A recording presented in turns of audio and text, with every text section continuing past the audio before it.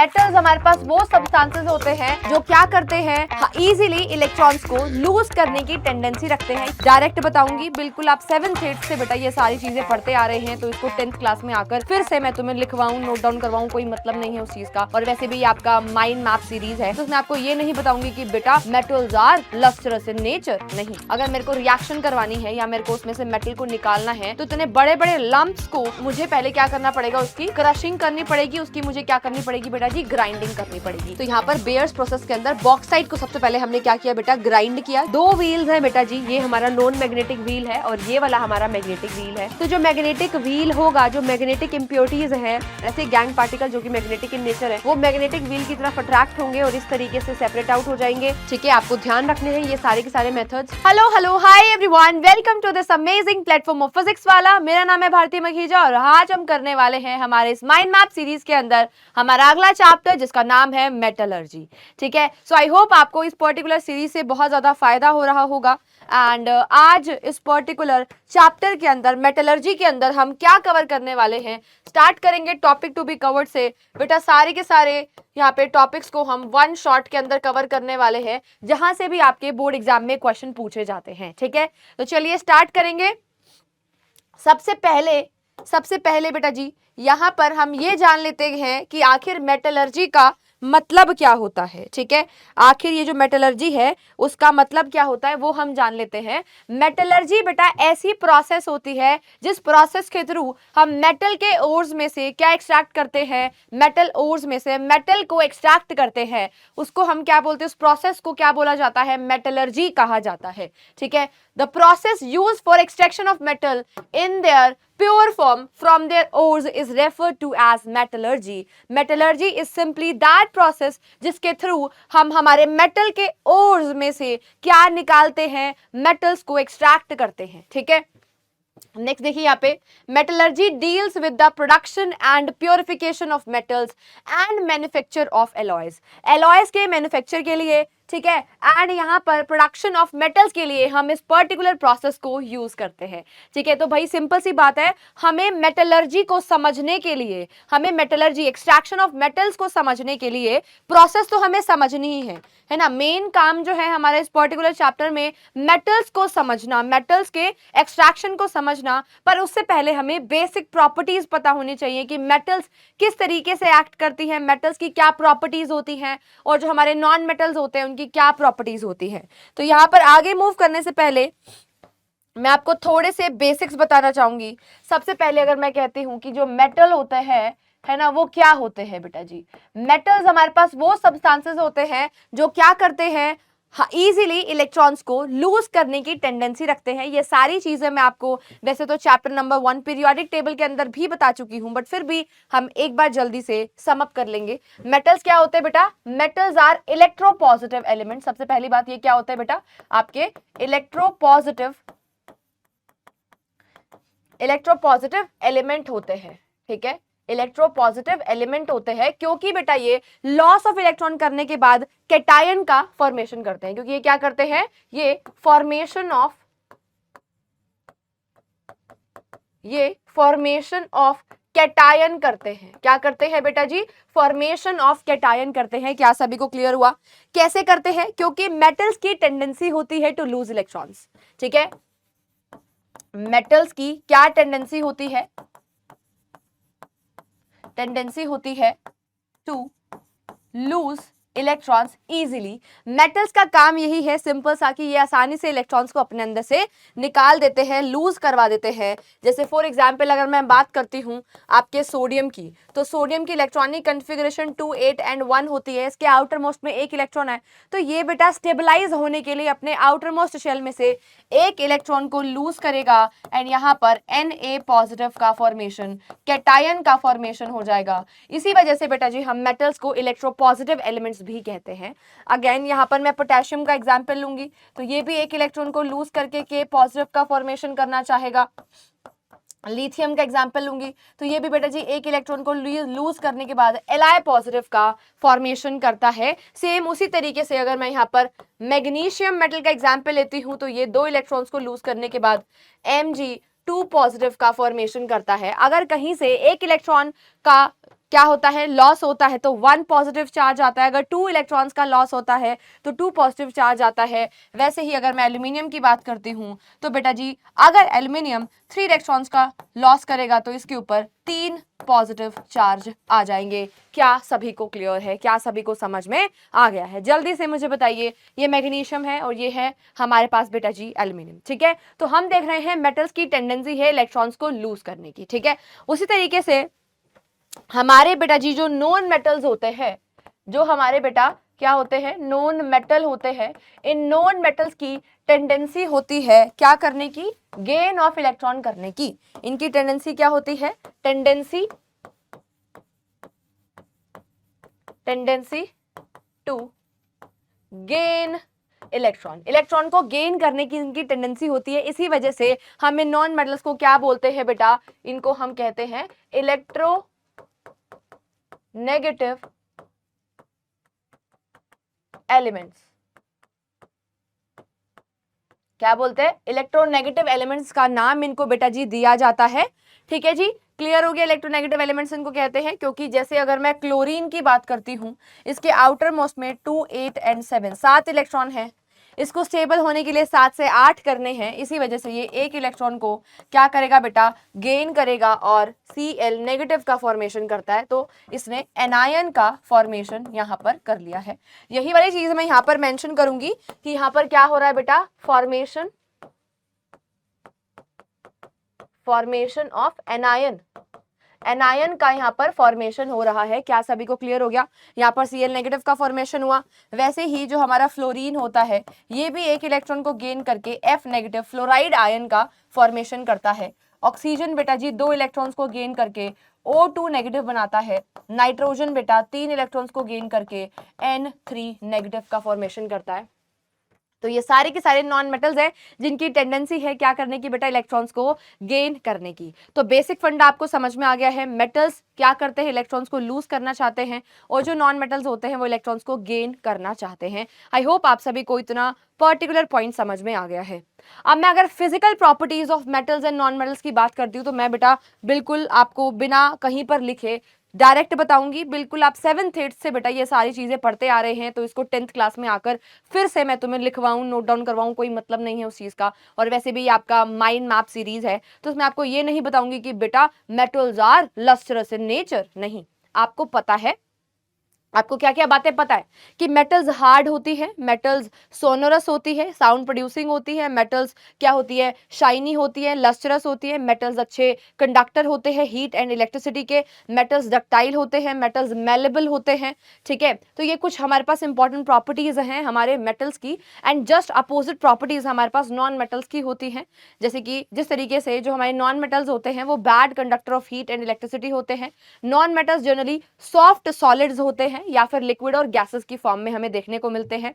जो हमारे non metals होते हैं वो लस्ट्रस नहीं होते, शाइनी नहीं होते हैं। और जो नॉन मेटल्स होते हैं बेटा जी वो आपके ना ही डक्टाइल हैं, ना ही मेलेबल हैं और ना ही सोनोरस होते हैं, ठीक है। ये डक्टिलिटी और मेलेबिलिटी के बारे में भी आपने बिल्कुल छोटी क्लासेस से पढ़ना शुरू कर दिया था। डक्टाइल मेटल्स उनको कहते हैं जिनको हम स्ट्रेच करके थिन वायर्स के अंदर कन्वर्ट करते हैं। और आपकी बेटा जी जो मेलेबल मेटल्स होती हैं, जो मेलेबिलिटी की प्रॉपर्टी है वो क्या होती है, मेलेबिलिटी की प्रॉपर्टी का मतलब है कि उनको हम हैमर से बीट करके विदाउट ब्रेकिंग अगर थिन शीट्स के अंदर कन्वर्ट कर पा रहे हैं तो उसको हम क्या बोलते हैं, मेलेबिलिटी कहते हैं। क्या बोलते हैं बेटा जी, मेलेबिलिटी कहते हैं। आई होप आप सभी को इतना पॉइंट समझ में आ गया है, ठीक है। तो चलिए अब हम चलेंगे आगे एंड नेक्स्ट यहाँ पर हमें जो और चीजें इस पर्टिकुलर चैप्टर के अंदर देखनी है वो उसके ऊपर हम जानेंगे।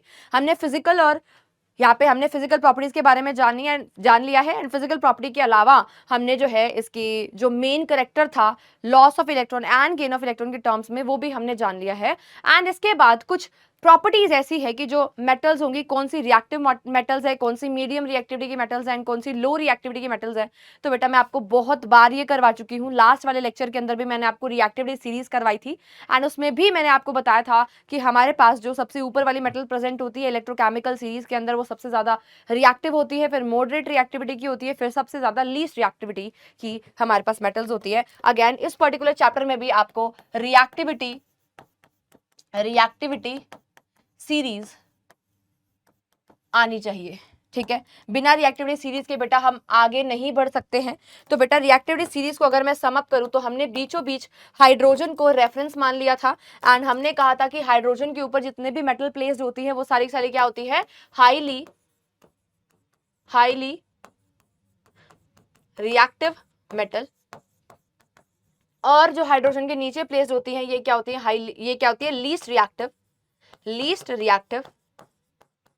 रिएक्टिव मेटल होती हैं। यानी कि हम कह सकते हैं कि रिएक्टिविटी सीरीज में बेटा जब हम क्या करते हैं, जब हम ऊपर से नीचे की साइड पर आते हैं तो हमारी रिएक्टिविटी क्या होती है, डिक्रीज करती है। ठीक है, हमने क्या बोला, reactivity of metal decreases when we go down the electrochemical series. जब हम इलेक्ट्रोकेमिकल सीरीज में नीचे की साइड पर जाएंगे तो हमारी रिएक्टिविटी ऑफ मेटल क्या करती है, डिक्रीज करती है। तो ये कुछ बेसिक फिनोमिना थे हमारे पास मेटल्स और नॉन मेटल्स के बारे में जो हमें पता होना चाहिए। अब हम डायरेक्टली जंप करेंगे हमारे इस पर्टिकुलर चैप्टर पे जिसमें हमने सीखना है कि हम एक्सट्रैक्शन ऑफ मेटल कैसे करने वाले हैं। ठीक है, तो बेटा जी एक्सट्रैक्शन ऑफ मेटल को करने के लिए, ठीक है, एक्सट्रैक्शन ऑफ मेटल को करने के लिए सबसे पहले हमें यह पता होना चाहिए कि हमारे ओर क्या होते हैं। हमारे पास बेटा जी दो शब्द होते हैं, एक है ओर, दूसरा है मिनरल्स। ठीक है, तो ओर क्या होते हैं, ओर हमारे ऐसे मिनरल्स होते हैं जहां से मेटल्स को एक्सट्रैक्ट करना क्या होता है, आसान होता है। हमारे पास क्या होते हैं, मिनरल्स होते हैं। सबसे पहले हम क्या करते हैं, मिनरल्स में से ये चूज करते हैं कि कौन से वाले मिनरल में से मेटल्स को एक्सट्रैक्ट करना आसान है, इजीली जहां से हम मेटल को एक्सट्रैक्ट कर पाएंगे, ठीक है, उस पर्टिकुलर मिनरल को हम चूज करते हैं और उसी को ही क्या कहा जाता है, ओर कहा जाता है। तो हम कह सकते हैं ores are the minerals from which we can extract metal easily and with efficiency, यानी कि लेस कॉस्ट में, है ना, लेस टाइम कंज्यूमिंग प्रोसेस हो, लेस लंबी प्रोसेस हो, तो जहां से इजीली मेटल्स को निकाला जा सकता है उनको हम क्या बोलते हैं बेटा, ऐसे मिनरल्स को हम ओर्स कहते हैं। तो सबसे पहले बेटा जी हमने ओर्स को सिलेक्ट कर लिया। ओर को सिलेक्ट करने के बाद अब इतनी बड़ी बड़ी ओर्स को अगर हमने यहाँ पर सिलेक्ट कर लिया है तो उन ओर्स को अगर मेरे को रिएक्शन करवानी है या मेरे को उसमें से मेटल को निकालना है तो इतने बड़े बड़े लंप्स को मुझे पहले क्या करना पड़ेगा, उसकी क्रशिंग करनी पड़ेगी, उसकी मुझे क्या करनी पड़ेगी बेटा जी, ग्राइंडिंग करनी पड़ेगी। तो पहला प्रोसेस हमारे पास था कि हमने ओर्स को सिलेक्ट करा, फिर हमने क्रशिंग एंड ग्राइंडिंग करी, उसके बाद हमने क्या करा बेटा, कंसंट्रेशन ऑफ ओर किया। ठीक है, कंसंट्रेशन ऑफ ओर से हमारा मतलब है, कंसंट्रेशन ऑफ ओर से बेटा जी हमारा मतलब है कि हमने क्रशिंग एंड ग्राइंडिंग करने के बाद हमने उसके अंदर जितनी भी इम्प्योरिटीज थी, जितनी भी उसके अंदर बेटा जी क्या थी, इम्प्योरिटीज थी, जो भी इम्प्योर सब्सटेंसेज यहाँ पर थे उन सभी इम्प्योर सब्सटेंसेज को हमने वहां से क्या करा बेटा, निकाला, ताकि जितने भी इम्प्योरिटीज है वो बाहर निकालने के बाद हमारा जो मेन वाला मेटल है वो उसके अंदर कंसंट्रेट हो जाए, उसका अमाउंट हमारे पास वहां पर क्या हो जाए, इंक्रीज हो जाए। इस कंसंट्रेशन के थ्रू हम करते क्या है, इस कंसंट्रेशन के थ्रू हम वहां पर उस पर्टिकुलर ओर में amount of our main metal का जो अमाउंट है उसको हम क्या कर देते हैं बेटा जी, इंक्रीज कर देते हैं। क्या कर देते हैं, इंक्रीज कर देते हैं। तो कंसंट्रेशन से ये होता है। नेक्स्ट हमारे पास है, जैसे ही हमने बेटा जी कंसंट्रेशन कर लिया, नाउ अब हम क्या करेंगे, अब हमारे पास दो प्रोसेस हो सकती है कंसंट्रेशन ऑफ ओर करने के बाद। नाउ हम या तो रोस्टिंग या तो कैल्सिनेशन, ये दो तरीके हैं जिससे हम क्या कर पाएंगे, फर्दर प्रोसेस कर पाएंगे। अब इसको आगे और ज्यादा समझने से पहले मैं आपको थोड़े से और बेसिक्स यहाँ पर क्लियर करना चाहूंगी। देखिए हमने कहा कि सबसे पहले मेरे पास क्या थे बेटा, ओर थे। ओर्स को मैंने क्या किया, सिलेक्ट कर लिया। ओर को सिलेक्ट करने के बाद, ठीक है, ओर्स को सिलेक्ट करने के बाद मैं क्या करूंगी बेटा, ओर्स को मैंने सिलेक्ट कर लिया, ओर को मैंने समझा, सिलेक्ट किया, फिर मैंने क्या किया बेटा, ग्राइंडिंग और क्रशिंग। मैंने क्या किया, क्रशिंग ऑफ ओर, मैंने ओर्स को क्रश करा। ओर्स को क्रश करने के बाद, ठीक है, मैंने क्या किया बेटा, ओर्स को क्रश करने के बाद मैंने वहां से उसमें जितनी भी इंप्योरिटीज थी, क्ले के पार्टिकल, डस्ट के पार्टिकल, किसी और दूसरी मेटल के पार्टिकल, मैग्नेटिक पार्टिकल, उनको हटाया, जिसको हम क्या बोलते हैं, कंसंट्रेशन ऑफ ओर कहते हैं। क्या बोलते हैं, कंसंट्रेशन ऑफ ओर। ओर्स का कंसंट्रेशन करा। कंसंट्रेशन ऑफ ओर करने के बाद बेटा जी, ओर्स का कंसंट्रेशन करने के बाद हम यहां पर देखेंगे हमारे पास जो मेटल प्रेजेंट है, जो मेटल ओर है वो कौन से वाले मेटल ओर्स हैं, वो कौन से वाले मेटल ओर है? दो टाइप के मेटल ओर्स आपको देखने को मिल सकते हैं, या तो आपको सल्फाइड के साथ जुड़े हुए और मिल सकते हैं, यानी कि सल्फाइड और की फॉर्म में आपको वहां पर मेटल जुड़ी हुई मिल सकती है, या तो बेटा जी आपको वहां पर कार्बोनेट और की फॉर्म में मेटल मिल सकती है। कार्बोनेट और की फॉर्म में आपको वहां पर मेटल मिल सकती है।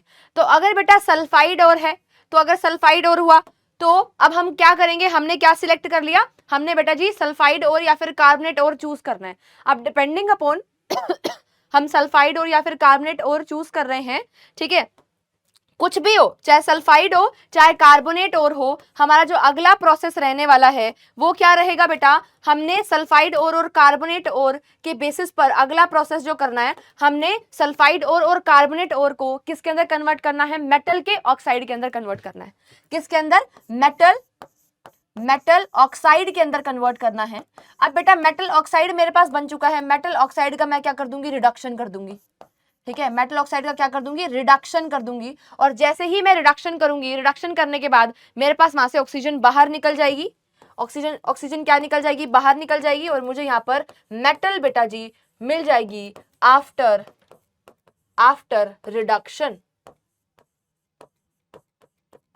रिडक्शन होने के बाद मुझे मेटल बेटा बाहर मिल जाएगी। ठीक है, अब ये जो सल्फाइड और होगा और कार्बोनेट और होगा, इन दोनों को मेन फंडा क्या था कि हमें मेटल के ऑक्साइड के अंदर कन्वर्ट करवाना है, और मेटल के ऑक्साइड में कन्वर्ट करवाने के लिए सल्फाइड और का अलग तरीका है, कार्बोनेट का अलग तरीका है। कार्बोनेट और अगर हमारे पास वहां पर हुआ तो कार्बोनेट और के केस में हम कार्बोनेट और को मेटल ऑक्साइड में कन्वर्ट करने के लिए उसका क्या करेंगे, कैल्सिनेशन। क्या करेंगे, कैल्सिनेशन। और वहीं पे सल्फाइड और का हम क्या करते हैं, रोस्टिंग। इन दोनों प्रोसेस के अंदर हम मेटल के ऑक्साइड को कन्वर्ट कर रहे होते हैं मेटल के ऑक्साइड में, और मेटल के ऑक्साइड को उसके बाद रिडक्शन करके हम प्योर मेटल निकाल लेते हैं। अब ये जो रोस्टिंग और कैल्सिनेशन है, ये आपको ध्यान रखना है, रोस्टिंग क्या होती है और कैल्सिनेशन क्या होती है, इसको भी मैं यहीं पर बताऊंगी। देखिए मैंने क्या बोला, रोस्टिंग, दूसरा मैंने आपको बताया कैल्सिनेशन। सबसे पहले बात तो आपको याद कैसे रखना है, किसके लिए कैल्सिनेशन करेंगे, किसके लिए रोस्टिंग करेंगे। तो C फॉर कैल्सिनेशन और C फॉर कार्बोनेट। कार्बोनेट और के लिए हम क्या करेंगे, कैल्सिनेशन करेंगे, और रोस्टिंग किसके लिए करते हैं बेटा, सल्फाइड के लिए। सल्फाइड के लिए हम क्या करते हैं बेटा जी, रोस्टिंग करते हैं। क्या सभी को समझ में आ गया? ठीक है जी। अच्छा, अब बेटा जो सल्फाइड और होता है उस केस में मेरे को क्या करना है, उसका मेटल का ऑक्साइड बनाना है। अब मेरे को मेटल का ऑक्साइड अगर बनाना है तो मेरे को ऑक्सीजन के साथ रिएक्शन करवानी पड़ेगी, है ना, यानी कि मेरे को उसका ऑक्सीडेशन करवाना पड़ेगा। ठीक है, तो यहां पर मैं क्या करूंगी, रोस्टिंग और कैल्सिनेशन के अंदर मुझे क्या करवाना है, ऑक्साइड के अंदर कन्वर्ट करवाना है। तो in case of your roasting मैं यहां पर रिएक्शन करवाऊंगी हमारे मेटल के ओर को विद एक्सेस ऑफ ऑक्सीजन। ठीक है, with excess of oxygen, excess of oxygen के साथ यहां पर रिएक्शन करवाऊंगी। और कार्बोनेट के केस में बेटा यहां पर हम लिमिटेड अमाउंट ऑफ ऑक्सीजन लेते हैं,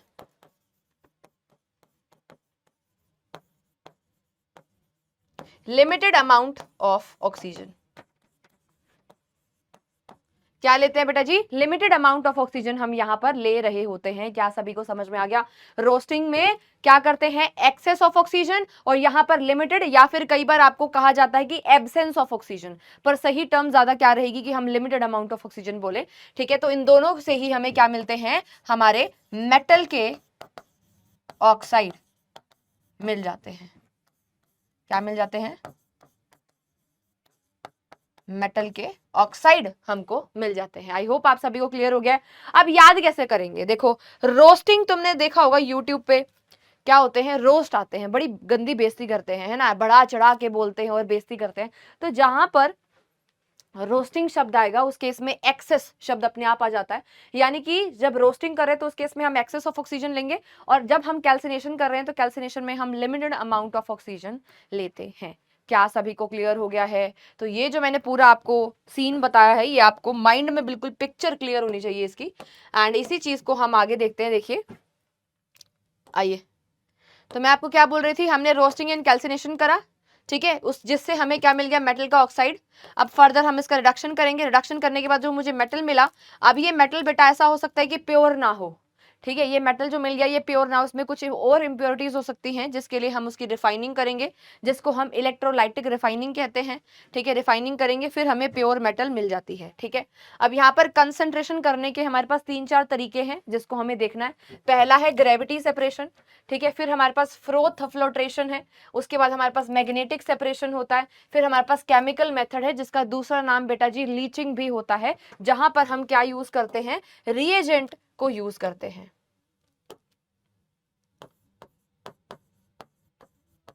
reagent like NaOH, sodium hydroxide जैसा रिएजेंट यहाँ पर हम यूज करते हैं, ठीक है। रिडक्शन कैसे करेंगे, केमिकल रिडक्शन कर सकते हैं, इलेक्ट्रोलाइटिक रिडक्शन कर सकते हैं, ठीक है। केमिकल रिडक्शन के अंदर हम यहाँ पर रिड्यूसिंग एजेंट क्या यूज कर सकते हैं, रिड्यूसिंग एजेंट का यूज कर सकते हैं, जैसे कि फॉर एग्जाम्पल हम यहाँ पर कार्बन यूज कर सकते हैं, कार्बन मोनोक्साइड, हाइड्रोजन को यूज कर सकते हैं, या फिर aluminium like metals, reactive metals को भी एज अ रिड्यूसिंग एजेंट हम यहाँ पर यूज करते हैं। क्लियर है। नेक्स्ट हमारे पास है बेटा इलेक्ट्रोलाइटिक रिडक्शन। इलेक्ट्रोलाइटिक रिडक्शन के अंदर अगेन हम यहाँ पर क्या करते हैं बेटा जी, हम यहाँ पर इलेक्ट्रोलिसिस की हेल्प लेते हैं, ठीक है, with the help of electrolysis, ठीक है। एंड ये जो रिफाइनिंग है ना, ये तो मैं आपको पढ़ा चुकी हूँ पिछले वाले चैप्टर में, कॉपर की रिफाइनिंग हमने पढ़ी थी, एंड इसी को ही हम क्या बोलते हैं, हमारी इलेक्ट्रोलाइटिक रिफाइनिंग का नाम देते हैं। क्या बोलते हैं इसको, इलेक्ट्रोलाइटिक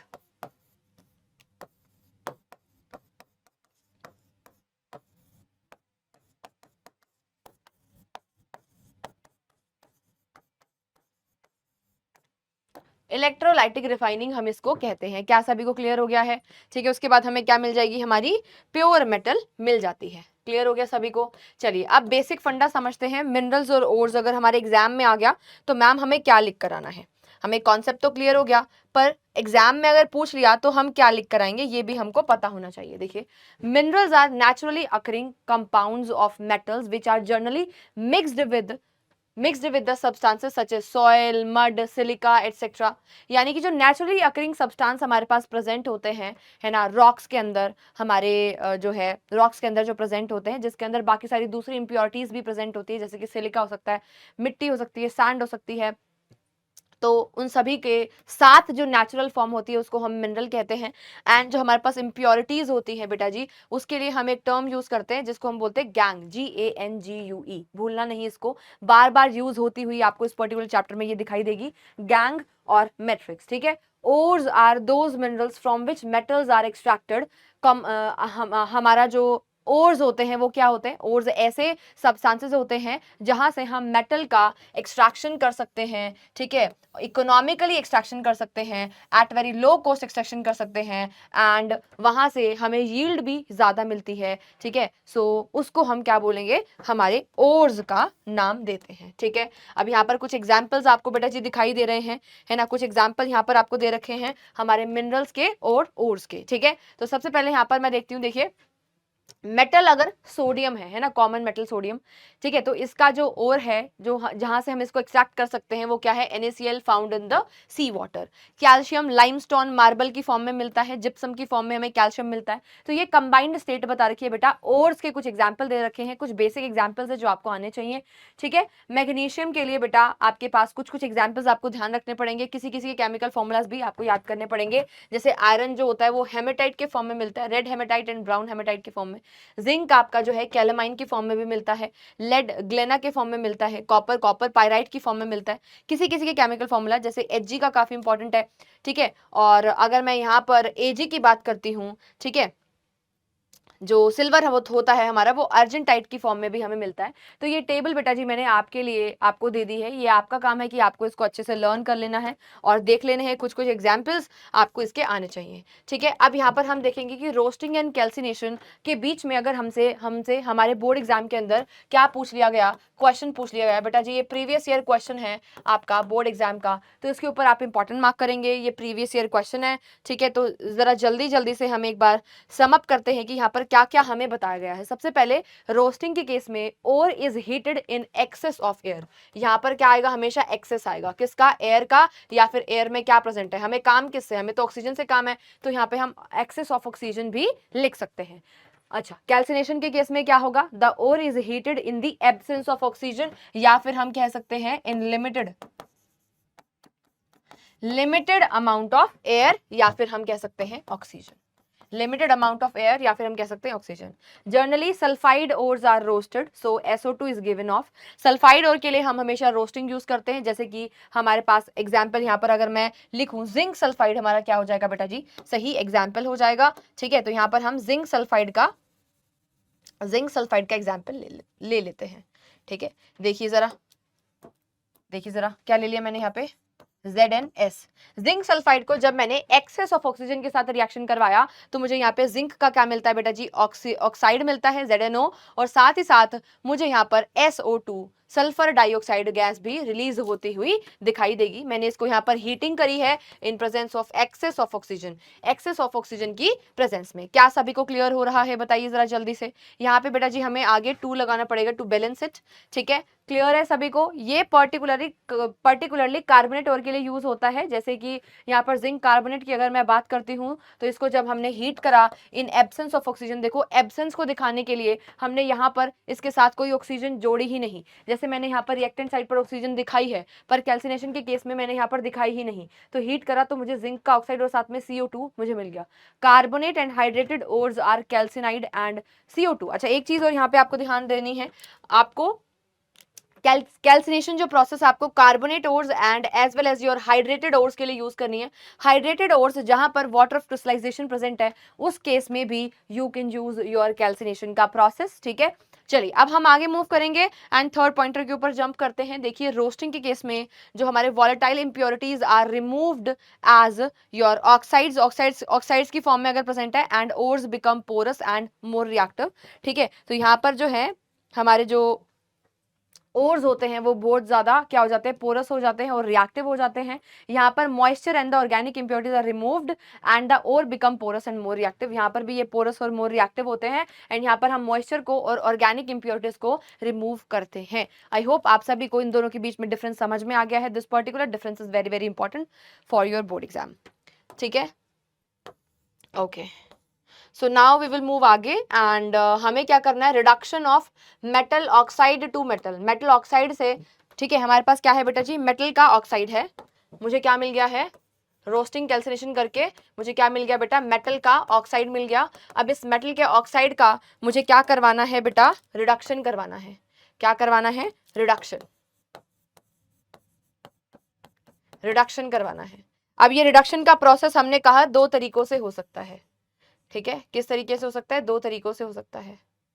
ठीक है, या तो हम केमिकल मेथड करें या तो इलेक्ट्रोलाइटिक रिडक्शन करें, है ना, या तो क्या करें बेटा, हम इलेक्ट्रोलाइटिक रिडक्शन करें।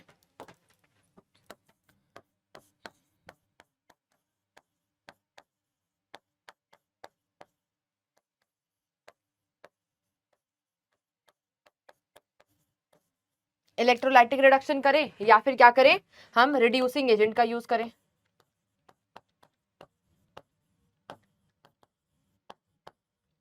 ठीक है, अब यहाँ पर इलेक्ट्रोलाइटिक रिडक्शन हम उनके लिए करते हैं बेटा जो मेटल हमारे हाईली रिएक्टिव मेटल्स होते हैं। ये किसके लिए यूज करते हैं,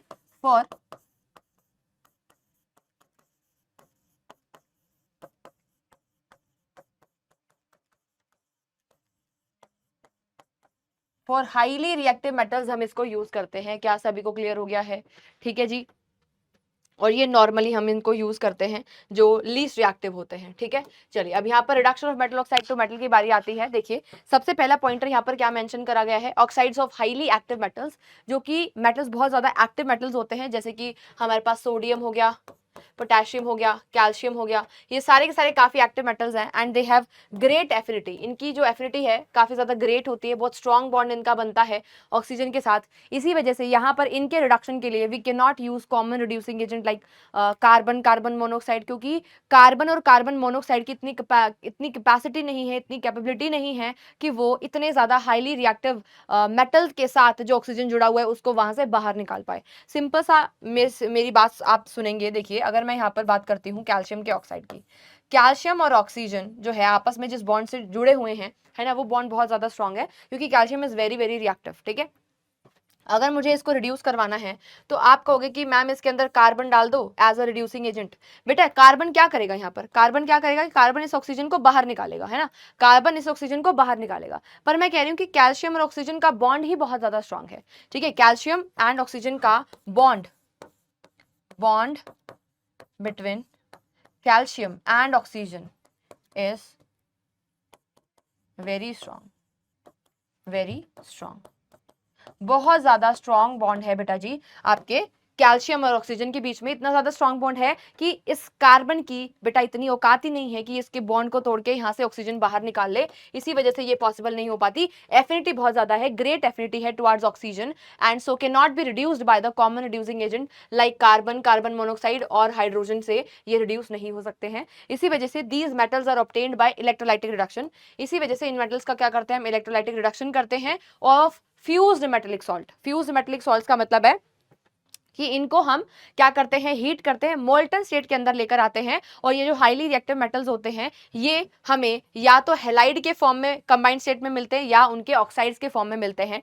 ठीक है, तो हम क्या करेंगे, यूजिंग इनर्ट इलेक्ट्रोड उनका क्या करेंगे, इलेक्ट्रोलिसिस करेंगे एंड हमें उसके बाद क्या मिल जाएगा बेटा जी, हमें हमारा मेटल वहां से निकलता हुआ दिखाई देगा एंड हाईली रिएक्टिव मेटल्स के लिए इसी वजह से हम क्या यूज करते हैं, हमारा इलेक्ट्रोलाइटिक रिडक्शन का मेथड यूज करते हैं।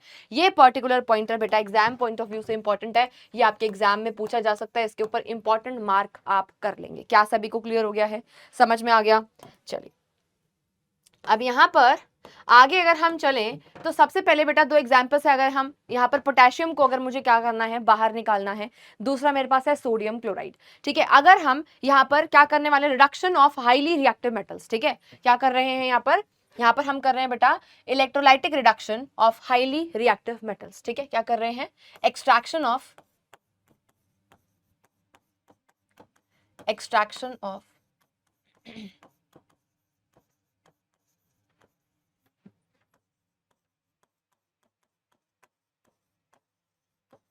हाईली रिएक्टिव मेटल का क्या कर रहे हैं बेटा जी, एक्सट्रैक्शन कर रहे हैं। And for the highly reactive metals हम यहाँ पर क्या करते हैं, इलेक्ट्रोलाइटिक रिडक्शन का यूज करते हैं। ठीक है, वी यूज इलेक्ट्रोलाइटिक रिडक्शन। कैसे होगा यूज, है ना? सबसे पहले बात तो जो हमारे हाईली रिएक्टिव मेटल्स होते हैं वो हमें या तो क्लोराइड्स की फॉर्म में या उसके ऑक्साइड्स की फॉर्म में मिलते हैं। हमें फ्यूज स्टेट में उसको लेना है, जैसे कि पोटेशियम ब्रोमाइड अगर मैं लेती हूँ तो KBr हमारा क्या है, मोल्टन स्टेट में मैंने लिया। कैसे लिया, मैंने इसको हीट कर दिया। हीट जब मैं इसको करूंगी तो मुझे K पॉजिटिव और Br नेगेटिव आयन मिल जाते हैं। ठीक है, ध्यान से सुनना, ध्यान से समझना। ठीक है, अगर मेरे को ये मिल रहे हैं बेटा तो इस केस में क्या होगा, देखो अब आपको पता है कैटायन कहां पर मूव करेगा, एनायन कहां पे मूव करेगा। तो एट कैथोड क्या होने वाला है, कैथोड के ऊपर बेटा जी, कैथोड के ऊपर हमेशा ऑलवेज एंड ऑलवेज रिडक्शन होती है। और रिडक्शन का मतलब होता है गेन ऑफ इलेक्ट्रॉन। और आपके कैथोड जो कि आपका कैसा होता है बेटा, cathode is your negatively charge plate. इसके ऊपर कैटायंस जो है, sorry cathode negatively charge plate है और इसके ऊपर कैटायंस माइग्रेट करते हैं। तो यहाँ पर K पॉजिटिव आयंस बेटा माइग्रेट करेंगे और वो क्या करेंगे बेटा, गेन ऑफ इलेक्ट्रॉन, एक इलेक्ट्रॉन का गेन करेंगे और क्या बना लेंगे, K सॉलिड का फॉर्मेशन कर लेंगे और हमें यहाँ पर मेटल हमारा मिल जाता है। ठीक है, और नेक्स्ट यहाँ पर अगर मैं बात करती हूँ कि एट एनोड क्या होने वाला है, एनोड के ऊपर क्या होगा, एनोड के ऊपर बेटा ऑलवेज एंड ऑलवेज ऑक्सीडेशन होती है। क्या होती है बेटा जी, ऑक्सीडेशन होती है। एंड इस पर्टिकुलर केस के अंदर ऑक्सीडेशन में क्या होगा बेटा, लॉस ऑफ इलेक्ट्रॉन होगा। और ऑक्सीडेशन में एनोड के ऊपर जो कि पॉजिटिवली चार्ज्ड प्लेट होती है, इसके ऊपर एनायन माइग्रेट करेंगे, है ना। मैं यहाँ पर पोटेशियम ब्रोमाइड का ही करवा रही हूँ भाई, ठीक है, पोटेशियम ब्रोमाइड का करवा रही हूँ, ठीक है। तो यहाँ पर एनायन कौन से माइग्रेट करेंगे, हमारे Br नेगेटिव। Br नेगेटिव ने एक इलेक्ट्रॉन को लूज करा, यहाँ पर Br बन गया। अकेला Br बेटा कभी भी स्टेबल नहीं होता, तो ऐसे ऐसे दूसरी रिएक्शन भी हो रही होंगे, दो Br आपस में जुड़ेंगे और यहाँ पर Br2 आपको निकलती हुई दिखाई देगी, ठीक है।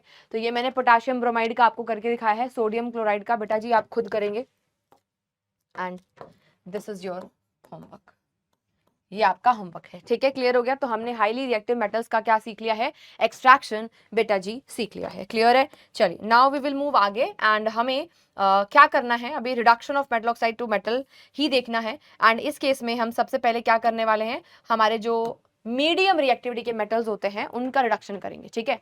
ऐसे हमारे मेटल के ऑक्साइड्स, ठीक है, हमारे ऐसे मेटल के ऑक्साइड्स को हम यहाँ पर देखने वाले हैं, चेक करने वाले हैं, ठीक है, जो कि कैसे प्रेजेंट है बेटा, जो कि प्रेजेंट होते हैं मीडियम रिएक्टिविटी के रेंज में, ठीक है। तो यहाँ पर हम लिखेंगे रिडक्शन ऑफ एक्सट्रैक्शन ऑफ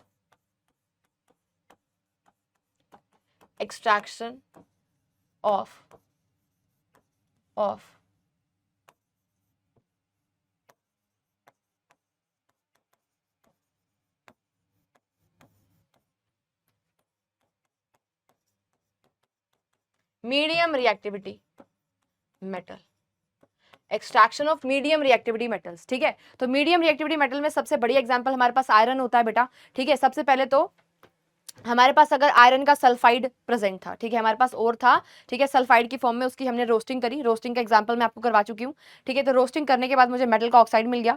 अब ये जो मेटल का ऑक्साइड है इसका मुझे रिडक्शन करना है। अब आपको समझ में आ गया कि ये जो आयरन है ये मीडियम रिएक्टिविटी का मेटल है, तो अब ये जो है इसको रिड्यूस कराने के लिए we will simply use your reducing agent, and यहाँ पर हम कार्बन को यूज करेंगे, हीट करेंगे, मुझे आयरन मिल जाएगा और साथ में CO मिल जाएगा। अगर मैं CO को यूज करूंगी तो मुझे आयरन प्लस में CO2 मिल जाएगा, हाइड्रोजन को यूज करूंगी आयरन प्लस में मुझे H2O मिल जाएगा। तो इस तरीके से हम मीडियम रिएक्टिविटी वाले मेटल्स का क्या करते हैं, एक्सट्रैक्शन करते हैं। एंड इस केस में हम क्या यूज करेंगे, we will use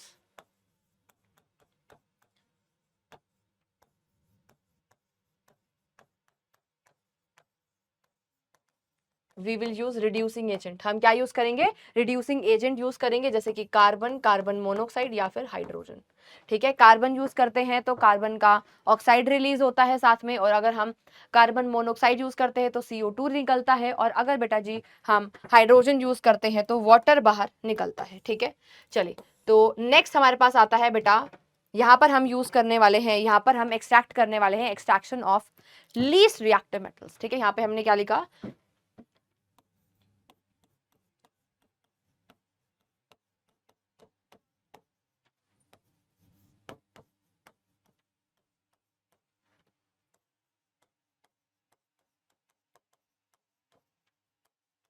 least reactive metal का क्या करने वाली हूँ बेटा, एक्सट्रैक्शन करके दिखाने वाली हूँ।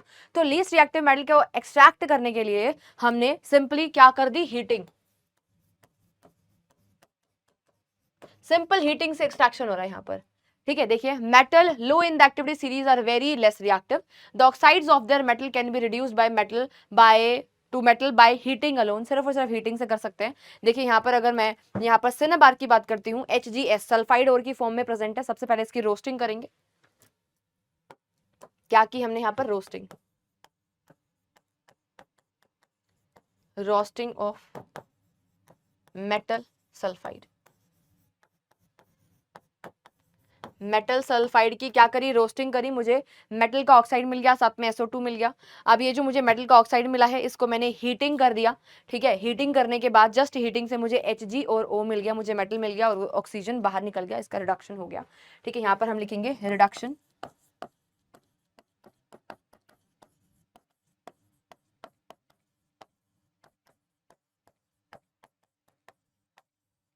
रिडक्शन जस्ट बाय हीटिंग, ठीक है। अच्छा अब यहाँ पर आ जाओ, सिमिलरली मेरे पास यहाँ पर सिल्वर का ऑक्साइड है, ठीक है। तो इसको मैंने क्या करा, हीट करा, हीटिंग से क्या कर दिया, रिडक्शन, ठीक है, मुझे Ag और ऑक्सीजन मिल गया।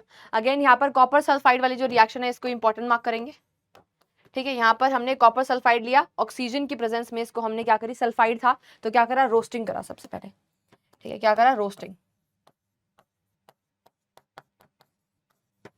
रोस्टिंग ऑफ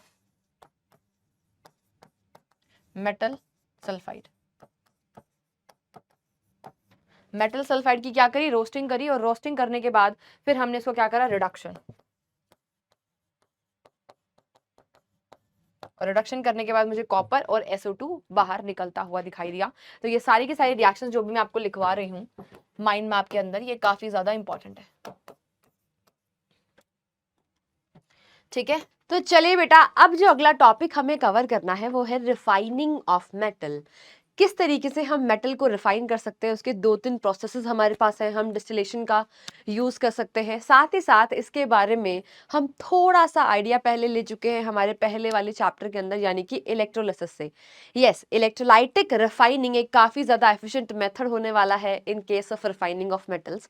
तो चलिए जानते हैं, हम जो मेटल्स को एक्सट्रैक्ट कर रहे हैं उनके अंदर काफी सारे रेजिड्यू इम्प्योरिटीज हो सकती हैं, जिसको फिर से फर्दर प्योरीफाई करने के लिए हम क्या कर सकते हैं। हमारे पास कुछ मेथड्स हैं जिनको हम यूज करेंगे, जिसमें सबसे पहले हमारे पास आएगा बेटा जी डिस्टिलेशन। ठीक है, तो डिस्टिलेशन हम किसके लिए यूज करेंगे, वही पॉइंट्स आपको ध्यान रखने में, यहाँ पे आपको इंपॉर्टेंट पॉइंटर्स मार्क कराती हुई चलने वाली हूँ। सबसे पहले metals like mercury with zinc. अगर आपको मरकरी विद जिंक मिलता है, ऐसा कोई कॉम्बिनेशन मिलता है, ठीक है, तो इस पर्टिकुलर केस में वी कैन यूज डिस्टिलेशन का method, and you know very well distillation का प्रोसेस किस तरीके से किया जाता है। तो डिस्टिलेशन से हम कौन सा वाला एग्जाम्पल आपको ध्यान रखना है, mercury and zinc which are volatile, जिनका बॉइलिंग पॉइंट क्या होता है, लो होता है, distil over in a pure form, and the non volatile impurities remain behind. जो नॉन वॉलेटाइल इम्प्योरिटीज होती है उनको हम हटा लेते हैं, और हमारे ऐसे ओर्स जो कि वॉलेटाइल इन नेचर होते हैं उसको हम डिस्टिलेशन से क्या कर सकते हैं, उसको हम प्योरीफाई कर सकते हैं, इम्प्योरिटीज को हटा सकते हैं। नेक्स्ट हमारे पास बेटा जी आता है liquation. So metals like lead and tin have low melting point. Liquation से समझ में आ रहा है कि ये लिक्विड स्टेट के अंदर कन्वर्ट हो जाएंगे, वो भी बहुत ज्यादा आराम से एंड ईजीली। इसी वजह से जो कि मेटल जैसे कि लेड है ना, टिन है, इन सभी का जो मेल्टिंग पॉइंट होता है काफी ज्यादा लो होता है। तो इन दोनों के केसेस में हम कौन सा वाला मेथड यूज करेंगे, लिक्वेशन वाला मेथड यूज करेंगे। मैं अगेन आपको कह रही हूँ, आपको एग्जांपल्स ध्यान रखने हैं। डिस्टिलेशन के केस में मरकरी एंड जिंक रहेगा हमारे पास, एंड लिक्वेशन के केस में we have lead and tin, lead and tin. I hope आप सभी को क्लियर हो गया, ये एग्जाम्पल्स आपको ध्यान रखने हैं। नेक्स्ट हमारे पास इलेक्ट्रो रिफाइनिंग आता है। इलेक्ट्रो रिफाइनिंग काफी ज्यादा इंपॉर्टेंट होने वाला है, एंड इलेक्ट्रोलाइटिक रिफाइनिंग भी इसको कहा जाता है, जिसमें हम इलेक्ट्रोड्स एनोड एंड कैथोड लेने वाले हैं हमारे मेटल के। जैसे कि इसका एग्जाम्पल की अगर मैं बात करती हूँ तो आपके सिलेबस में बेटा इलेक्ट्रोलाइटिक रिफाइनिंग ऑफ कॉपर है, जिसको मैं पहले भी पिछले वाले चैप्टर के अंदर करवा चुकी हूँ, है ना।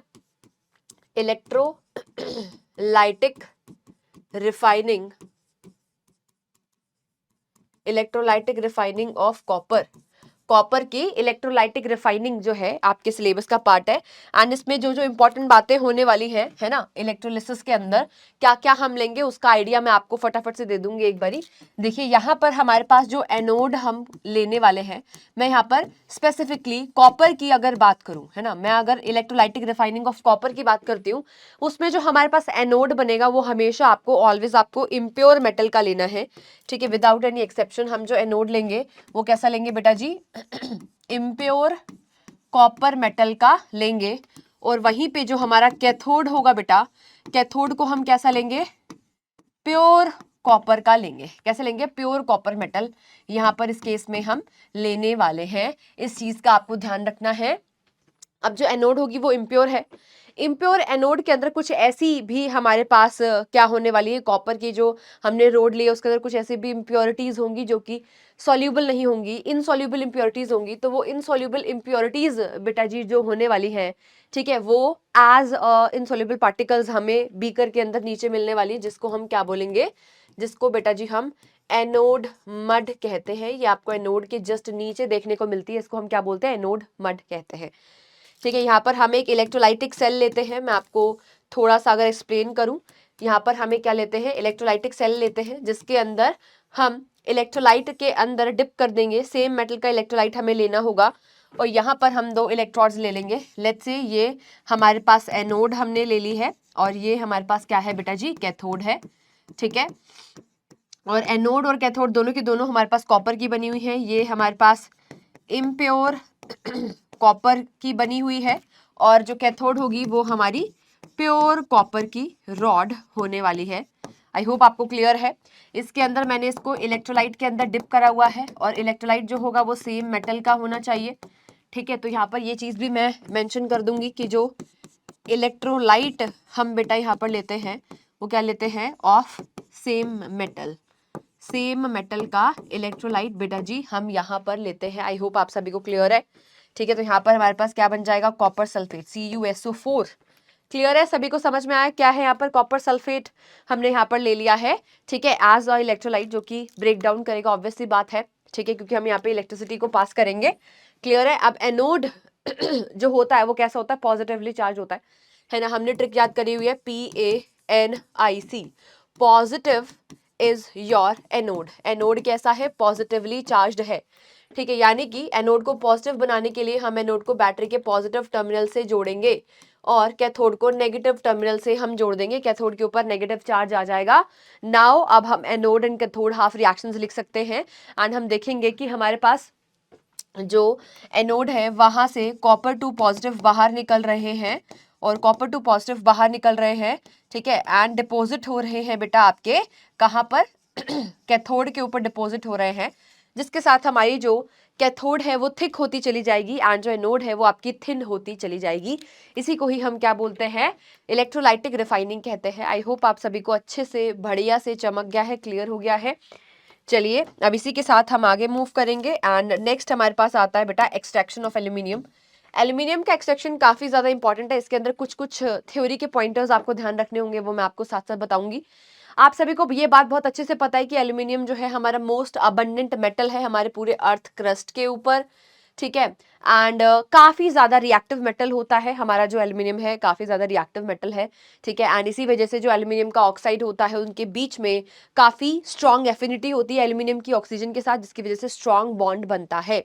ठीक है, स्ट्रॉन्ग बॉन्ड बनने की वजह से हमारे पास जो एल्यूमिना है Al2O3, ठीक है, इसको हम आसानी से किसी भी कार्बन या फिर कार्बन मोनोऑक्साइड जैसे रिड्यूसिंग एजेंट से इसका हम रिडक्शन नहीं करवा सकते हैं क्योंकि बहुत ज़्यादा स्ट्रॉन्ग बॉन्ड है। तो इसलिए we need some another method.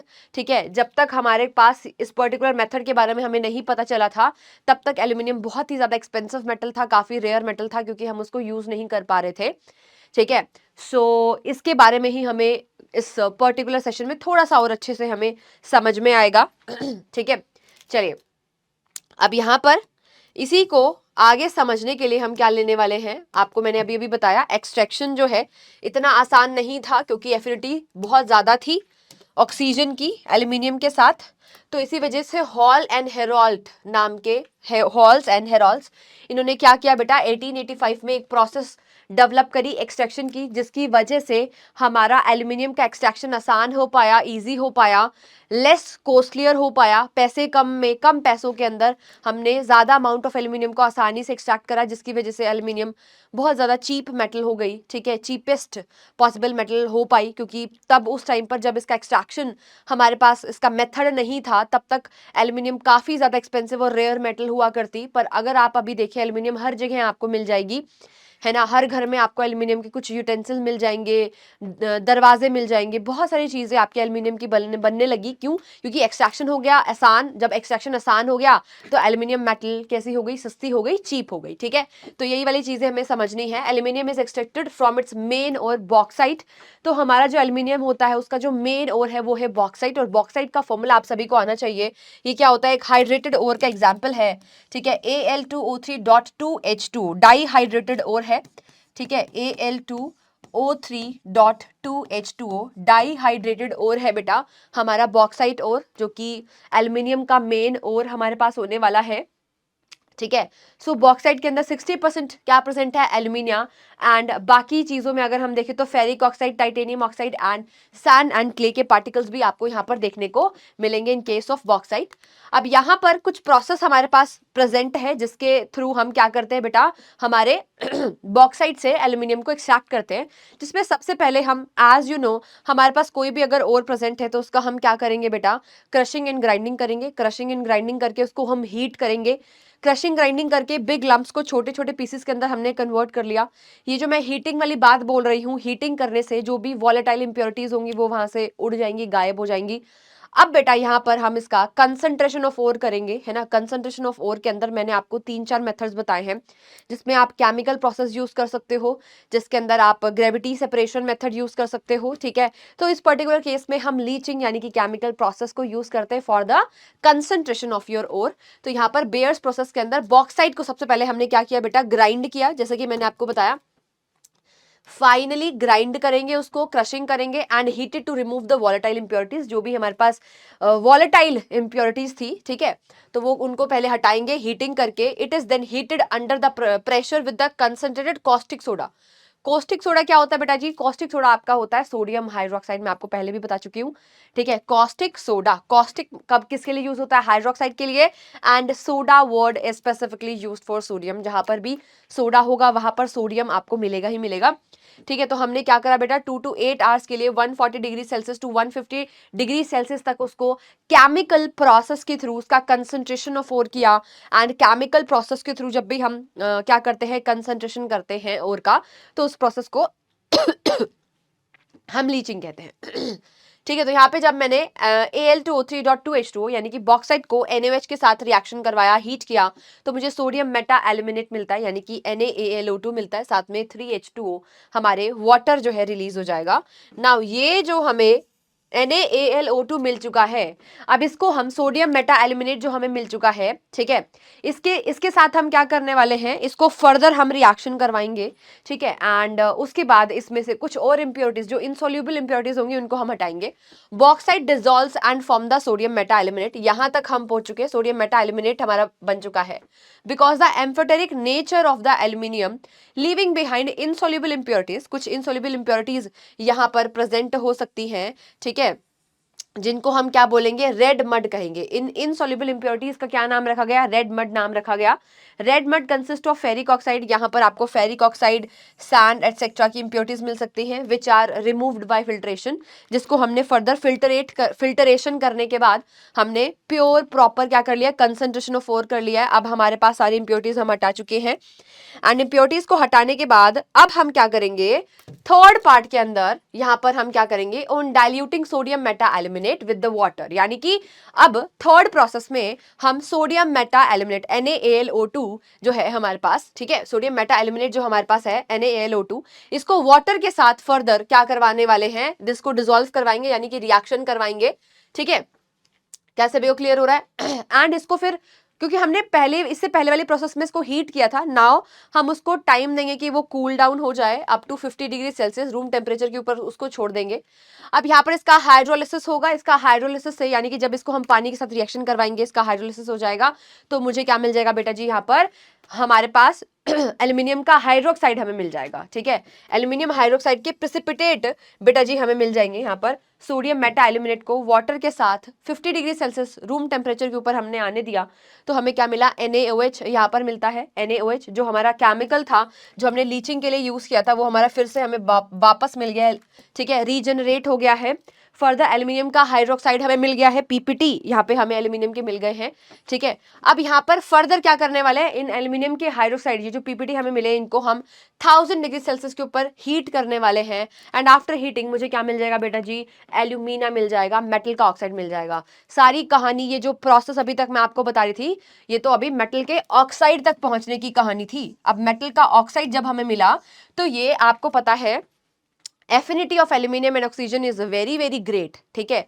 Strong bond बनता है एल्यूमिनियम और ऑक्सीजन के बीच में, इसी वजह से हम नॉर्मल किसी भी हम उसके रिड्यूसिंग एजेंट से इसको रिड्यूस नहीं करवा सकते थे। We need electrolytic reduction, but electrolytic reduction normal process से अगर हम इसको यूज कर रहे थे, नॉर्मल जो हमारा मेथड है, जो अभी अभी हमने थोड़ी देर पहले सीखा भी था, ठीक है, तो इलेक्ट्रोलाइटिक रिडक्शन से जब हम इसको करते हैं, तब इसको बहुत ज्यादा हीट करना पड़ता है, बहुत ज्यादा एक्सपेंसिव प्रोसेस पड़ता है, ठीक है। इसीलिए हमारे पास यहाँ पर एक नया प्रोसेस हॉल्स एंड हेरॉल्स ने डेवलप किया, ठीक है। तो ये सारा की सारा फ्लो चार्ट के अंदर आपको दे रखा है। इलेक्ट्रोलाइटिक रिडक्शन ऑफ एल्यूमिनियम के अंदर हमने जो इलेक्ट्रोलाइट्स लिए, उसके अंदर थोड़े से कुछ चेंजेस करे, हमने कुछ मिक्सचर्स लिए। किस किस के मिक्सचर्स लिए, देखिए यहाँ पर एल्यूमिना के साथ हमने क्रायोलाइट एंड फ्लोरस्पार को भी लिया in the ratio 1, in the ratio, आपको ये रेशियो ध्यान रखना है, 1:3:1, 1:3:1 के अंदर हमने इन तीनों को लिया, एंड जब हमने इन तीनों को लिया, उससे हुआ क्या, हमारा जो टेम्परेचर बहुत ज्यादा हमें प्रोवाइड करना पड़ रहा था उसको हमने काफी हद तक कम कर दिया था। लगभग 950 टू 960 डिग्री सेल्सियस तक हम इसको लेकर आ गए थे, जो कि बहुत ज्यादा था पहले। ठीक है, सो इससे हमारे पास अब क्या हो गया, उस टेम्परेचर को रीच करना थोड़ा सा आसान हो गया। नाउ अब हम यहां पर क्या करेंगे, इसका इलेक्ट्रोलाइटिक रिडक्शन हो जाएगा by using this mixture of electrolyte, जिसमें एनोड एंड कैथोड यहां पर आप सभी को पता ही है। जो हमारा कैथोड है बेटा, यहां पर क्या हो जाएगा, कैथोड के ऊपर आपका होने वाला है रिडक्शन होगा, एंड जो एनोड है, एनोड के ऊपर बेटा जी आपका क्या होने वाला है, ऑक्सीडेशन होने वाला है। कैथोड के ऊपर आपका क्या होगा, रिडक्शन, एंड एनोड के ऊपर बेटा जी आपका ऑक्सीडेशन होगा। ठीक है, तो यहां पर आप सभी को पता है ऑक्सीडेशन का मतलब होता है लॉस ऑफ इलेक्ट्रॉन और रिडक्शन का मतलब होता है गेन। तो यहां पर कैथोड के ऊपर कैटायन माइग्रेट करे, एल्यूमिनियम 3 पॉजिटिव वाले, Al3 पॉजिटिव। ठीक है, तो यहाँ पर इन्होंने इलेक्ट्रॉन्स को गेन किया एंड हमें सॉलिड एल्यूमिनियम मिल जाता है। इस तरीके से हमने एक्सट्रैक्शन कर लिया एल्यूमिनियम का। अगेन एनोड के ऊपर जो हमारे पास ऑक्साइड आयन है O2 नेगेटिव, ये लॉस ऑफ इलेक्ट्रॉन्स करेगा एंड मुझे ऑक्सीजन यहाँ पर मिल जाएगा। अब ये जो ऑक्सीजन मुझे मिल रहा है, ये ऑक्सीजन बेटा कार्बन की लाइनिंग हमने इस पूरे यहाँ पर इस प्रोसेस, जिस सेल के अंदर हमने ये पूरा प्रोसेस किया है, वहां पे हमने कार्बन की लाइनिंग का यूज करा है एट एनोड। तो वो उस कार्बन को ऑक्सीडाइज करके कार्बन मोनोऑक्साइड के अंदर पहले कन्वर्ट करेगा, which further oxidises to carbon dioxide, CO2 के अंदर कन्वर्ट हो जाएगा। तो ये वाला पॉइंट भी काफी इंपॉर्टेंट है, इसको भी आप ध्यान रखेंगे।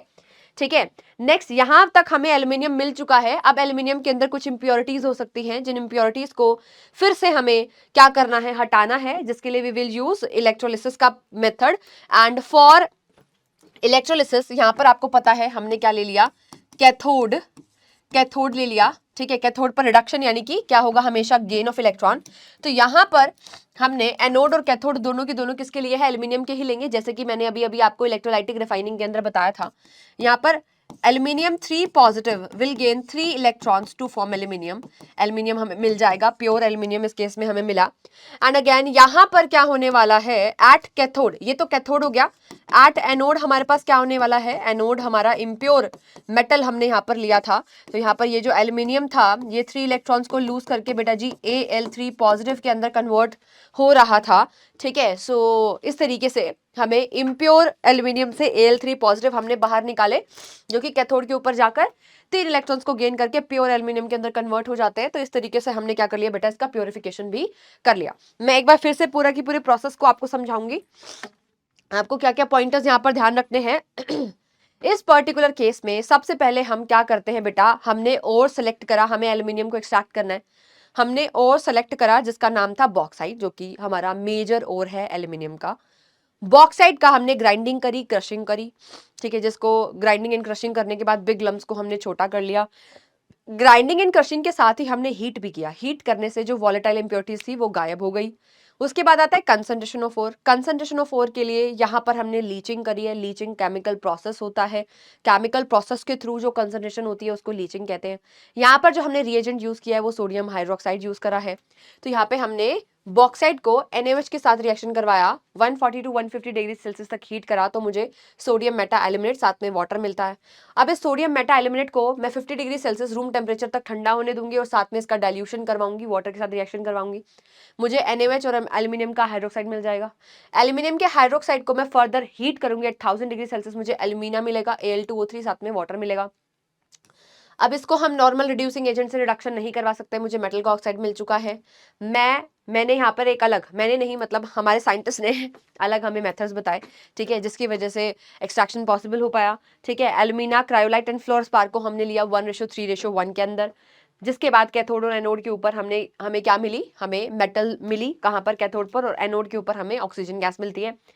फर्दर यहाँ पे प्योरिफिकेशन करेंगे तो प्योरिफिकेशन का प्रोसेस ये है। इस तरीके से हमने एक्सट्रैक्शन ऑफ एल्यूमिनियम को अच्छे से समझ लिया है एंड कर लिया है। नेक्स्ट बेटा जी, यहाँ पर ना मुझे आपको थोड़ा सा जो मेथड ऑफ कंसंट्रेशन थे उनके बारे में थोड़ा सा आपको आइडिया देना है। वैसे आप सभी को समझ में आ गया होगा, बट फिर भी हम एक बार देखेंगे। देखिए, सबसे पहले कंसंट्रेशन के मेथड में हमारे पास आता है ग्रेविटी सेपरेशन, या फिर आप हाइड्रोलिक वॉशिंग इसको कह सकते हैं। अब यहाँ पे होगा क्या, प्रिंसिपल आपको इसका ध्यान रखना है, ये प्रिंसिपल काफी इंपॉर्टेंट है ना। इन मेथड्स के प्रिंसिपल आपसे पूछे जा सकते हैं। Difference in density of ore and the gangue. Gangue का मतलब क्या है? गैंग का मतलब है बेटा इम्प्योरिटीज का होना, ठीक है। यहाँ पे जो इम्प्योरिटीज हैं उनकी डेंसिटी में और ओर की डेंसिटी में अगर डिफरेंस है तो हम उसको ग्रेविटी सेपरेशन के मेथड से क्या कर सकते हैं? सेपरेट आउट कर सकते हैं। आपको ध्यान रखना है, ठीक है। मेथड क्या है यहाँ पर? मेथड को अगर मैं देखूं तो इस तरीके की हम एक टेबल लेंगे जिसके अंदर इस तरीके से ग्रूव बना रखे होंगे, ठीक है, और यहाँ पर हमने ओर को डाला, ठीक है, जो भी हमारे पास पूरा ओर था, है ना, जो जिसका हमें कंसंट्रेशन करना था, जिसमें इंप्योरिटीज भी प्रेजेंट है, फिर हमने वाटर को स्प्रे करा।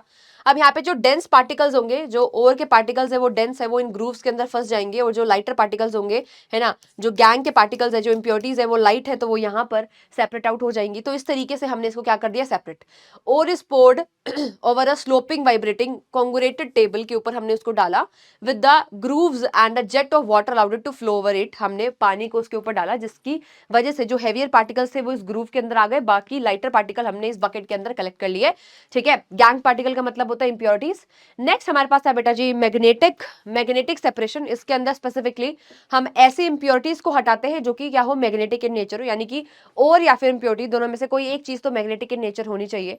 यहाँ पर हमें क्या लेंगे? कन्वेयर बेल्ट के ऊपर हमारे पूरे ओर के मिक्सचर को यहाँ पर डालने वाले हैं, ठीक है। तो magnetic properties of the ore, the crushed ore is placed over the conveyor belt के ऊपर डालेंगे, which rotates around the two metal wheels, ठीक है, one of which is magnetic, जिसमें से एक मैग्नेटिक होगा। The magnetic particles are attracted to the magnetic wheel. जो मैग्नेटिक पार्टिकल्स होंगे वो मैग्नेटिक व्हील की तरफ पे क्या हो जाएंगे? अट्रैक्ट हो जाएंगे। कुछ इस तरीके से होने वाले हैं। दो व्हील्स हैं बेटा जी, ये हमारा नॉन मैग्नेटिक व्हील है और ये वाला हमारा मैग्नेटिक व्हील है। तो जो मैग्नेटिक व्हील होगा, जो मैग्नेटिक इंप्योरिटीज है, ऐसे गैंग पार्टिकल जो कि मैग्नेटिक इन नेचर है, वो मैग्नेटिक व्हील की तरफ अट्रैक्ट होंगे और इस तरीके से सेपरेट आउट हो जाएंगे। एंड जो नॉन मैग्नेटिक ओर्स होंगे वो इस तरीके से आगे आ जाएंगे क्योंकि ये इसके ऊपर अट्रैक्ट नहीं होने वाले। तो मैग्नेट का यूज करके यहाँ पर हम क्या करने वाले हैं? सेपरेशन करने वाले हैं ऐसी इंप्योरिटीज के लिए जो कि मैग्नेटिक इन नेचर होती है, ठीक है। तो ये भी काफी इंपॉर्टेंट मेथड है। This method is use to concentrate our SnO2। Examples ध्यान रखने हैं। SnO2 के लिए हम इसको यूज करते हैं। इसके अंदर क्या प्रेजेंट होती है? हमारे पास मैग्नेटिक इंप्योरिटीज प्रेजेंट होती है। SnO2 के अंदर Fe3O4 की इंप्योरिटीज प्रेजेंट होती है जिसके लिए हम मैग्नेटिक सेपरेशन यूज करते हैं, ठीक है, फॉर द कंसंट्रेशन। अब इसका प्रिंसिपल जो आपको यहाँ पर दिया गया है अच्छा, बाकी छोड़िए, अब हम यहाँ पे आएंगे। नेक्स्ट मेथड जो हमारे पास है बेटा फ्रोथ फ्लोट्रेशन का जो मेथड है, इसको हमें समझना है। ये भी काफी ज्यादा इंपॉर्टेंट मेथड है, ठीक है। इसको स्पेसिफिकली हम सल्फाइड ओर के लिए यूज करते हैं, ठीक है। किसके लिए यूज करते हैं? सल्फाइड ओर के लिए यूज करते हैं, ठीक है। फ्रोथ फ्लोट्रेशन का process we use for the sulphide ores. यहां पर हम क्रश्ड ओर्स को लेंगे, is taken in the large tank, ठीक है, लार्ज टैंक के अंदर लेंगे कंटेनिंग पाइन ऑयल। ध्यान रखना, पाइन ऑयल उसके अंदर होना चाहिए। पाइन ऑयल यहाँ पे लेंगे, प्लस में वाटर, साथ में वाटर भी यहाँ पर होगा, ठीक है। अब यहाँ पर क्या होगा? इसकी फिगर मैं अगर आपको दिखाऊं, yes we have figure also froth filtration में, yes। तो यहाँ पे sulphide ores, specifically for the sulphide ores यहाँ पर इसको लिया जाता है। Sulphide ores like zinc blende, examples are very very important. Zinc blende, ठीक है, ZnS जिंक सल्फाइड, ठीक है, और हमारे पास लेड सल्फाइड के लिए यहाँ पर इसको लेते हैं। एंड इस केस में जो हमारे पास ऐसे पार्टिकल्स होते हैं जो कि लाइटर होते हैं इम्प्योरिटीज के कंपैरिजन में, ठीक है, तो डिपेंडिंग अपॉन कि दोनों में से कौन सा वाला ज्यादा डेंसर है या कौन सा वाला ज्यादा लाइटर है, हम यहाँ पे फ्रोथ फ्लोट्रेशन मेथड को यूज करते हैं। इस पर्टिकुलर फिगर को आप देख सकते हो, यहाँ पर हमने पाउडर्ड ओर लिया है, वाटर लिया है और पाइन ऑयल लिया है, ठीक है। तो यहाँ पर क्या होगा? The whole mass is agitated, ore is wetted by the oil. जो आपका ओर होगा, ठीक है, जो हमने ओर यहाँ पर लिया है बेटा, वो उसकी जो एफिनिटी होगी वो ऑयल के साथ होगी, ठीक है। एंड ऑयल को इसी वजह से हमने लिया है, separated from the gangue particle in the form of froth. Froth की फॉर्म में वो हमें बाहर निकलता हुआ दिखाई देगा क्योंकि जो ओर है वो किससे वेट होता है? वो ऑयल के साथ उसकी एफिनिटी है, ठीक है। तो वो ऑयल के, क्योंकि ऑयल के साथ उसकी एबिलिटी है, एफिनिटी है, इसीलिए उस तरीके से जो ओर है वो ऑयल की साइड पर, पाइन ऑयल की साइड चला जाएगा एंड जिसकी वजह से फ्रोथ की फॉर्म में वो हमें मिल जाएगा। सेपरेशन हमारे पास हो जाएगा इंप्योरिटीज का। और जो इंप्योरिटीज है बेटा, हमने दो चीजें लिए हैं, वाटर एंड पाइन ऑयल। तो जो हमारे पास इंप्योरिटीज हैं वो उनकी एफिनिटी बेटा पानी के साथ है और इसी वजह से वो पानी के अंदर रह जाएंगी। और जो ऑयल है आपको पता है ना, वो पानी के ऊपर आ जाता है, पानी के ऊपर तैरता है। अब ऐसी ऐसे हमारे पास ओर्स जो कि जिनकी एफिनिटी है ऑयल के साथ तो वो फ्रॉथ की फॉर्म में ऊपर आ जाएंगे, और इम्प्योरिटीज जिनकी एफिनिटी पानी के साथ है तो वो नीचे रहेंगे। तो इसी प्रोसेस को हम फ्रोथ फ्लोटेशन का मेथड कहते हैं। Since the ore is lighter, ores क्योंकि लाइटर है, it comes on the surface with the froth and impurities left behind. जो हमारी इम्प्योरिटीज है वो नीचे रह जाएंगी, और जो हमारे पास हमारा जो ओर है जो लाइटर इन नेचर था, जिसकी एफिनिटी पाइन ऑयल के साथ ज्यादा थी, वो in the form of froth ऊपर आ जाएगा। इसी प्रोसेस को हम क्या बोलते हैं बेटा जी? फ्रोथ फ्लोटेशन का प्रोसेस कहते हैं। एंड नेक्स्ट मेथड जो हमारे पास आता है जिसको मैं बोलती हूँ केमिकल मेथड, और दूसरा नाम इसका होता है बेटा लीचिंग, जिसके अंदर हम कुछ स्पेसिफिक रिएजेंट्स का यूज करते हैं, जिसमें मेनली हम सोडियम हाइड्रोक्साइड को यूज करेंगे। एंड इसी को ही हमने बॉक्साइड के एक्सट्रैक्शन में भी, बॉक्साइड ओर से एल्यूमिनियम के एक्सट्रैक्शन में भी यूज किया है। ठीक है, तो ore is treated with the suitable reagent. ये जो रिएजेंट है ये कोई एसिड बेस हो सकता है, ठीक है, या फिर कोई अदर रिएजेंट भी यहाँ पर हम ले सकते हैं। ठीक है, अब यहाँ पर हमें जो चीज देखनी है वो ये देखनी है कि जो ओर है हमारा ठीक है, जो ओर है वो क्या होना चाहिए उस पर्टिकुलर रिएजेंट में सॉल्यूबल, बट जो इंप्योरिटीज है वो नहीं होनी चाहिए। हमें ये चीज देखनी पड़ेगी डिपेंडिंग अपॉन कि उसकी किसके साथ एफिनिटी है, जो ओर हमने स्पेसिफिकली लिया है उस हिसाब से हम क्या चूज करने वाले हैं, हमारा पर्टिकुलर रिएजेंट यूज करने वाले हैं। Impurities are removed by filtration, impurities को हम फिल्ट्रेशन से रिमूव कर देंगे। ठीक है, solution of the ore that is the filtrate is treated with the suitable reagent. ठीक है, उसको हम एक स्पेसिफिक रिएजेंट के साथ ट्रीट करवा के ओर्स को क्या कर लेंगे, सेपरेट आउट कर लेंगे। एंड ये पूरा प्रोसेस मैंने अभी अभी आपको एल्यूमिनियम के अंदर बताया है। ठीक है, तो यहाँ पर स्पेसिफिकली हम लीचिंग का मेथड जो है किस किस के लिए यूज करते हैं, सिल्वर, गोल्ड एंड एल्यूमिनियम के लिए यूज करते हैं। और एल्यूमिनियम का डिटेल एग्जाम्पल हमने देखा भी है, जिसमें हमने सोडियम हाइड्रोक्साइड को एज अ रिएजेंट यहाँ पर यूज किया था। ठीक है, एंड इस प्रोसेस को हमने क्या बोला था, लीचिंग कहा था। आई होप आप सभी को क्लियर हो गया है। ठीक है, आपको ध्यान रखने हैं ये सारे के सारे मेथड्स।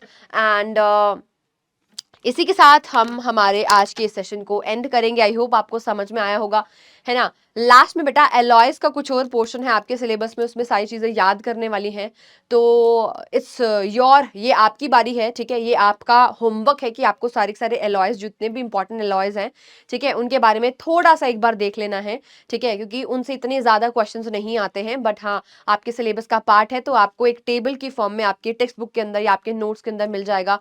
जो हमारे डिटेल लेक्चर्स चल रहे हैं वहाँ पर आपको मिल जाएगा, तो वहाँ से आपको इंपॉर्टेंट वाले एलॉयज के बारे में, उसकी कॉम्पोजिशन के बारे में पता होना चाहिए, एप्लीकेशन ऑफ एलॉयज के बारे में थोड़ा सा आइडिया होना चाहिए। ठीक है, मिलते हैं नेक्स्ट लेक्चर में, तब तक के लिए अपनी हेल्थ का ध्यान रखिए। Keep learning and keep growing.